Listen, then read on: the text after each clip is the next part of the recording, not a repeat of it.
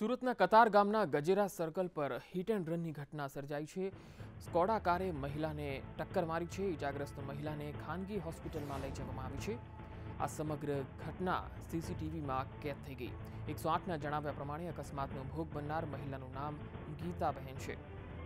સુરતના ગજેરા સર્કલ પાસે આ ઘટના બની, જેમાં સ્કોડા કારે એક મહિલાને ટક્કર મારી હતી।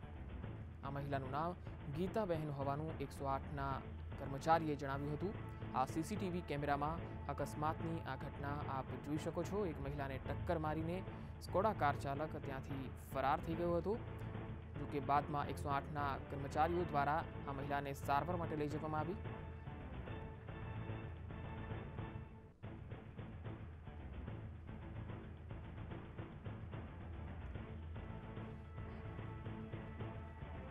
आप જોઈ શકો છો સ્કોડા ગાડી છે, તેના બોનેટ પર એક યુવક પહેલેથી જ બેઠો છે અને પૂરપાટે આ સ્કોડા કાર તે હંકારી રહ્યો છે। તે ડ્રાઈવર છે।